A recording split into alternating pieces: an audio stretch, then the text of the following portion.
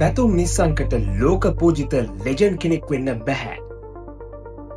මොකද පැතුම් ක්‍රීඩා කරන්නේ තමන්ගේ පුද්ගලික ලකුණු වෙනුවෙන් නෙමෙයි, කණ්ඩායම වෙනුවෙන්, රට වෙනුවෙන්. පැතුම්ට වැරැද්දක් වුණොත් පැතුම් වැරැද්ද හදාගන්නවා.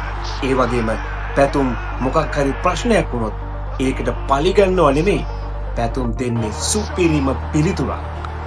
ලෝක පූජිත ක්‍රීඩකයෙක් වෙන්න නම් ඉංග්‍රීසියෙන් කතා කරන්න ඕන. හැබැයි ඉංග්‍රීසි හොඳට තේරෙන පැතුම් කතා කරන්නේ ලෝකෙටම ඇහෙන්න සිංහලෙන්.